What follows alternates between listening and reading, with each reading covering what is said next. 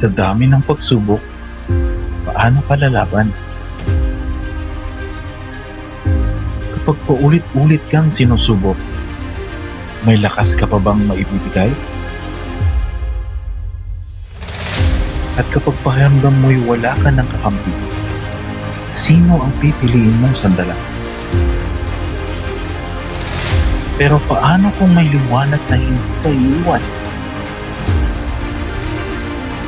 Liwanag na hindi nawawala kahit gaano kadilim ang mundo mo. Handang gabayan ka sa tunay na pag-asa. At ipakita sa iyo na nandyan si Jesus.